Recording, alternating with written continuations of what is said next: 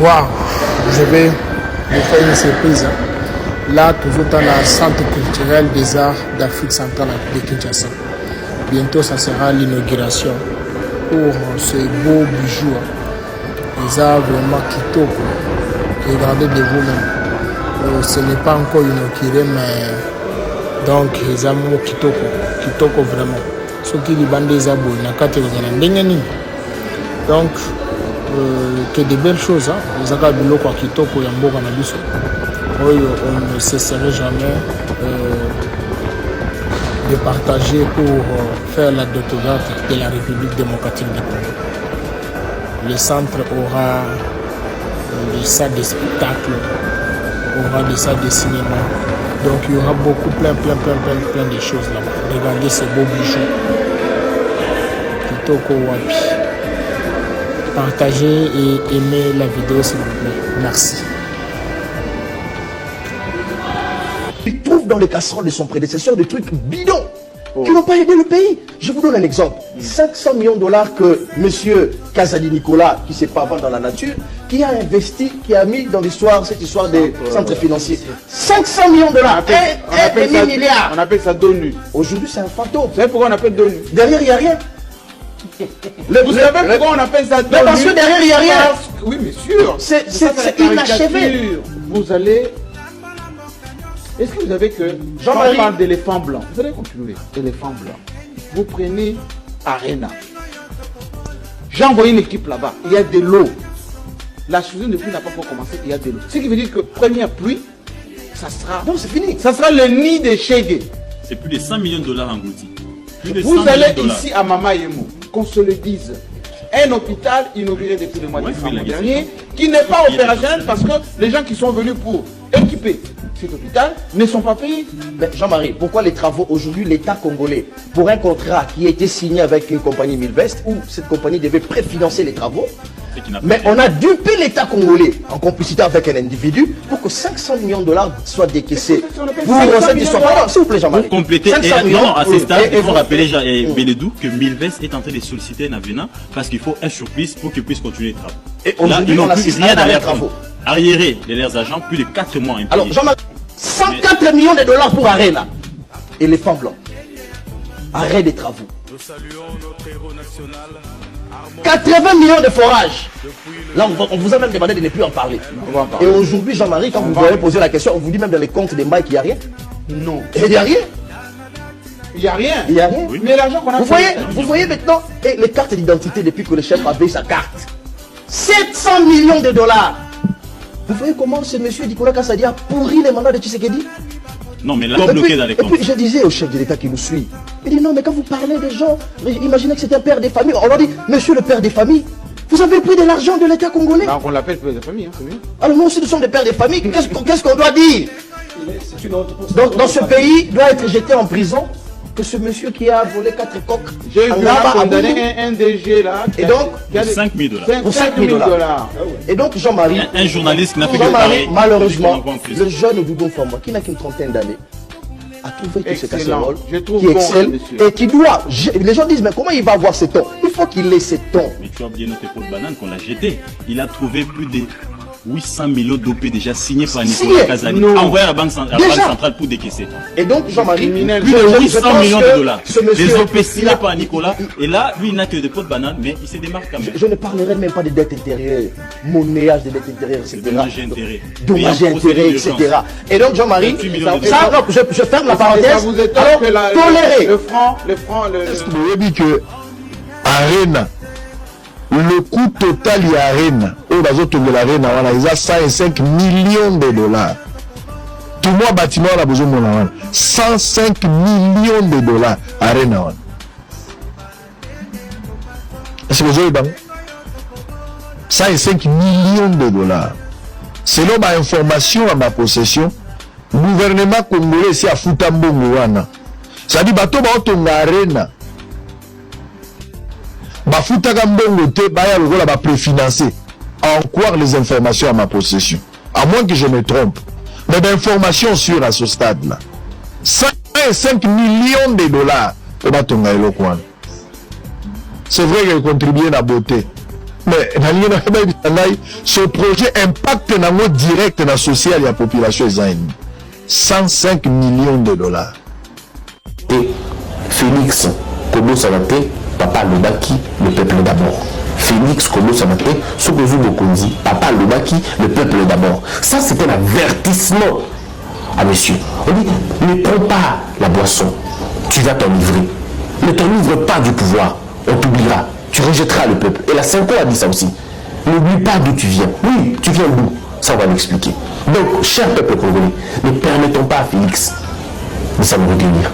Ne permettons pas à Félix de perdre la tête. Ne le permettons pas. Ne lui permettons pas. Et la seule manière pour nous de ne pas lui permettre, c'est de refuser d'être des flatteurs. C'est de refuser d'être des flatteurs. C'est de refuser d'être des chanteurs. C'est de refuser d'être des applaudisseurs. Nous devons être des gens vigilants, qui regardent. Et quand il y a un problème, on crie, on dénonce. Il faut qu'ils se rendent compte que le peuple a grandi. Ce peuple a mûri. Est-ce que vous avez dit que Arena, le coût total de l'Arena, au bazoto de l'Arena, il a 105 millions de dollars. Tout le monde bâtiment a besoin de 105 millions de dollars. Arena. Est-ce que vous avez dit 105 millions de dollars. Selon ma information à ma possession, le gouvernement congolais ici a foutu un bon wana. Ça dit bato ba otonga Arena. Ba fouta mbongo te ba ya lokola ba préfinancé. En croire les informations à ma possession. À moins que je me trompe. Mais l'information sur à ce stade-là. 105 millions de dollars au batonga elokwana. C'est vrai qu'elle contribue à la beauté. Mais ce projet impacte direct dans la social et la population. 105 millions de dollars. Tu dois sentir détournement. Tu dois sentir détournement. Au moins, Félix Tshisekedi, parmi ces 998 promesses, je pense qu'il est 700 promesses à la République oui avion. Si le oui avion n'est pas, je vous dis, Félix Tshisekedi, à la fin de son mandat, va nous dire que ce n'est pas moi qui avais dirigé le pays. Oh. Parce qu'en 2025, je vous signale que l'Union Sacrée, le premier personne qui était l'Union Sacrée, ça sera Bemba. Le MLC va quitter. Vous avez dit en 2000 combien? En 2025. L'Union Sacrée, juste l'année dans quelques temps, dans quelques mois ici, dans 2-3 mois, l'Union Sacrée est Panza. Le premier personne à quitter, ça sera Bemba. Babi, 100 millions et 57 millions. Moutouaï Bazalate. Mais Mbongo est sous les chefs veste na parfait. Mbongo est visa. Mbongo est les des gemmes. Mbongo est Mathieu vieux, a fatigué là na business. Mbongo est comme en France. Mbongo est bois kingunda. Les ont raté tile. C'est un mouille bien zalate. Mais Mbongo est zalate. Kolobate ba papa bato baza mikolo baza ba chef de famille tout ça. Ba on va éviter. Mais Mbongo est zalate. Deuxième projet, Tchilégime. Exemplaire. Ba sali projet à Mounene. Mundu qui est betami. Mais yo kolobate que mutaibite. Mbongo wana et se pelaka la poto de nga Bujumbura. Mbongo est visa et que Bujumbura et bois kingunda. Le loyo projet à 145 territoires. Campagne. Ngai moko na ke na ke kotal. Projet à 145 territoires ici l'union sauté. Na lobeli bino makambo ya mai ndombe. Na la kai bino enquête to bimisa. Mais ba ko bimisa sauté. Enquête wana ko bimisa. Et dénonciation, mais c'est bon. Oui, nous allons continuer à dénoncer. À part qu'on dénoncer. Nous allons dénoncer à n'importe quel prix. Nous allons dénoncer. Parce que Nakei, Babimisi Mbongo, 12 millions, ils ont prévu Babimisa. Pour la Maïndombe. Mais quand j'arrive sur place dans Maïndombe, Namoni Bekolte, Bana, Babouka classe, ya Batu. Batu Bazaki dans 14 salles de classe. Atezaki de fortune. Mais bon, vite, bon, tant que sous été. Tout ça, il a bino 145 territoires. Babouki ba classe là-bas. Il y avait 500 élèves dans 14 classes. Rentrée au la deuxième année en Angola. Ba chundo la biloko na barabara. Et tika na lobby et dans la fondation, batu batika là na pasi. Tant que ba komi na rentrée le quoi na minute directeur a comme obligé tonga ba classe sous yemoko ya ba brique ya mabela sali 8 classes. Papa moko ya 92 ans. Na leadership na batongi po bana bazonga ba classe akala o balakisaki bango ezala kwa mutakati fufu me ache na pamba kati fufu munene mozoli na pamba balakaki bango mungu a 10 francs na fleuve avec espoir ki kokoka na mun ba meki bogu ezate mais zaki mungu saki ya mungu amena fleuve et kokita. Vous voulez qu'on dise quoi? C'est payé malade depuis 1960. Mindele Bakei. Mobutu ayi. Kasavubu, Mobutu, tout ça, tout. Ça, tu as déjà un problème na biso. Na koti pour na résoudre le problème. So, il te dit qu'on se respecter, non, tata bana, ou yaza quand même, si on commence à se respecter, je suis tout à fait d'accord. D'accord avec ça, on se respecte. Je suis tout à fait d'accord. Mais qu'en est-il na mbongo ezomonana? Parce que bazo respecter misolo à l'état, mbongo à l'état ezalo kwa brosa da mbongo ya peuple motako kosimba ya moti. Au lieu Mobutu akendaki, bazo ba projet Mobutu to pérenniser Kabila tata ya bwaki, Kabila mwana ya bwaki. Lelo pe ana tula Tshisekedi pe ake ya bwaki. Finalement tozo bandela na kaka. Na minito soumino abandi gouvernement na projet munene zaki séminaire à mon avis. Basali séminaire to côté zaki séminaire ba ministre ba ke séminaire lelo ndenge tozali awo to ndimi ko tikela ta na gouvernement impact ya séminaire tozali awo tozotala ba politicien ba nyoko bakate somme de biso politicien nyoko baza lukuta ngana bi ba politicien ba nyoko bakate baza la vie ya bien baza ba policier baza la basi na bango baza malamu même ba sous maman na bango ba nyoko bakate bango nyos baza en prise en charge même ba famille ba sous maman ils sont en bonne santé bango baliaka bien. Ba yebi passion ngana tozana ngoti ba defaka lipate na ndaka politicien ba defaka lipate bango baza ba venez à moi vous tous qui êtes fatigués je vous donnerai dire baliaka bien ils mangent comme ils veulent baso ba chemise asika ba silisi ba bois qui ba zumusu baza na ville ko ngana yote ba voyager na pouvoir ya penser sur lobby na za na France akei lobby na ko ba les États-Unis ba kei baza na pouvoir am de l'autre. Bato ba voyager ba kenda libanda, bato ba zongaka, bozaka la explication. Nous avons vu, nous nous sommes entretenus, c'est depuis la dernière fois, on a eu des têtes changées, mais évidemment, on va voir, bozo tordre sens, peuple azoki, nani nde moto malamu, binobo ebisangai, Kabila na gestion nae, na Tshisekedi na gestion nae, banani nde miibi ya malamu, tout ça la question pour un champion, tout le Ghana n'a pas sa réponse. Kokanga moyibi eza malamu membano moyibi eza nini po bato bakomi siko na lokumu ya moto akoko yiba na mbongo akene na prison ayebi ke so ina beti na 10 millions na vai na ngala kati na kosomba local ba tieninga climatiser na ko vivre lokwa na zaki libanda na négocier na directeur la prison tout ça na biso à l'aise na ba petit na kondima na vanda pendant 4 ans 5 ans jour na ko bima na koya na 10 millions pe akokoma na 50 parce que ba ko sala jeune magistrat ba yebi ndenge nini ba koyokana zoba tomate sangisa ngona mai sanzaka na tongo na okotsa petit mo na téléphone na bando filmer ndenge ozocha ba mona kozo saka musu côté asima ba mona ko bimisi makila na ndenga se et puis ba koluka liberté provisoire muto akokende bato ya liberté provisoire bazonga na kachote lolenge ya kobangisa bato na misolo ya l'état eza kokanga bango. Il faut bato ba banda ko banga ke so na simbi eloko vina ngai baby non pas que biloko nyoso ke bakangi na mwasi na bana na suki mais bato ba ko banga te. Mbano ezali te baokanga bato pe mbongo ezozonga te kokanga ya ba 2 jours na ba une semaine ya ba 1 mois ezosimba te surtout que so ba koti na hôpital ba belaka mingi ba fièvre moko lampadérique avec dû au microbe moko ba fièvre foragère dû au microbe lampadérique yango nde malade bango ba belaka principalement et puis ba traiter yango na Kinshasa te poka libanda. À quand la fin de cette mélodie? Mokonzi mboka alobi biso to sali ba analyse kaya moya ya Kabila ba réagir kaya Katumbi ba réagir kaya Fayulu ba réagir lipeza la kombi nzeleza avion yewa donc tozo discuter mais rien ne change loi ya Lavoisier rien ne se perd rien ne se crée tout se transforme c'est la même vie. Ils sont ministres tous les jours ils sortent tous les jours ils sont honorés tous les jours. Ils sont reconduits dans tous les gouvernements, mais rien ne change. Mais la papier Zaga, mais normalement, regardez par exemple ça, papier numéro 4. Je l'ai expliqué quand même, notamment par rapport à la dernière réunion qu'on a tenue. On est en français. Lubumbashi, Bongolo, Victoire, Matonge, Pongabi. Et là combien? Zando, Bokassa, combien? Ndunda, combien? Quelle est cette politique?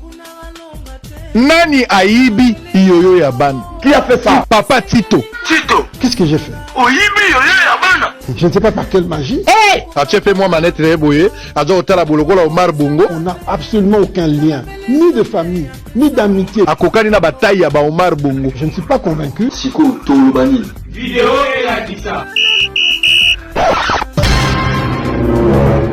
Photo. C'est difficile d'accepter ça. Bandela image wana. population mokonzi alobi nini motherfuck tosuki wana evezala gu Lopa soka gagné na kokumisa pesa pays na ngame bato kolia prime ba bango koma ngai bango ba gagné na zombongo na ngai pasi na ke nomela masaka lokwa ngane na ju trophée oh ngai te eza bango lokuma mboka elatinga na carte électeur mais kote ko vivre mutoki nanga mama bate ya bino Fayulu est 2 fois ou 3 fois mieux que Félix en termes d'études. Il a 2 diplômes, il a un parcours politique consistant, il a un parcours dans le secteur privé consistant. C'est un homme constant, intellectuel, avéré. Raison et insulté. Et on va céder dans l'émotion. La constitution congolaise donne les mandats d'un président à 5 ans. Le peuple a considéré. Ce peuple, je le dis encore avec beaucoup d'amertume, ce peuple est un peuple mouton. Il est un peuple moutonisé. Le régime actuel a rendre peuple au mouton, à moutoniser peuple. C'est-à-dire, une manière, il y a des missions collectives au cours de l'idée. Les gens voient n'importe quoi, mais ils ne répondent pas. Mouton le belo kwazate. Donc, ça dit que tu mandas qui a carburant et mati moutafandigné, que transport et mati moutafandigné, mbapa et mati moutafandigné. Un peuple totalement inféodé par la distraction, par le désintéressement dans la politique. Alors, voilà pourquoi M. Nanga, même temps on va Koloba, à rendre public décision qui déjà des semaines avant, à rendre public discours, décision, mais il faut avec légèreté. Il est à l'aise, il est tranquille, comme s'il était en train de rendre public un événement qui allait être important. Mais ce qui m'a aussi... Félix Kobo Sanate, Papa Lobaki, le peuple d'abord. Félix Kobo Sanate, Sokozu Bokonzi, Papa Lobaki, le peuple d'abord. Ça, c'est un avertissement à monsieur. On dit, ne prends pas la boisson, tu vas t'enivrer. Ne t'enivre pas du pouvoir, on t'oubliera. Tu rejetteras le peuple. Et la Cinco a dit ça aussi. N'oublie pas d'où tu viens. Oui, tu viens d'où? Ça, on va l'expliquer. Donc, cher peuple congolais, ne permettons pas à Félix de s'enorgueillir. Ne permettons pas à Félix de perdre la tête. Ne le permettons pas. Ne lui permettons pas. Et la seule manière pour nous de ne pas lui permettre, c'est de refuser d'être des flatteurs. C'est de refuser d'être des flatteurs. C'est de refuser d'être des chanteurs. C'est de refuser d'être des applaudisseurs. Nous devons être des gens vigilants, qui regardent. Et quand il y a un problème, on crie, on dénonce. Il faut qu'ils se rendent compte que le peuple a grandi. Ce peuple a mûri. Félix Kobo Sanate, Papa Lobaki, le peuple d'abord. Félix Kobo Sanate, Sokozu Bokonzi, Papa Lobaki, le peuple d'abord. Ça, c'est un avertissement à monsieur. On dit, ne prends pas la boisson, tu vas t'enivrer. Ne t'enivre pas du pouvoir, on t'oubliera. Tu rejetteras le peuple. Et la Cinco a dit ça aussi. N'oublie pas d'où tu viens. Oui, tu viens d'où? Ça, on va l'expliquer. Donc, cher peuple congolais, ne permettons pas à Félix de s'enorgueillir.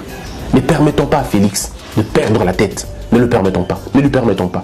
Et la seule manière pour nous de ne pas lui permettre, c'est de refuser d'être des flatteurs. C'est de refuser d'être des flatteurs. C'est de refuser d'être des chanteurs. C'est de refuser d'être des applaudisseurs. Nous devons être des gens vigilants, qui regardent. Et quand il y a un problème, on crie, on dénonce. Il faut qu'ils se rendent compte que le peuple a grandi. Ce peuple a mûri.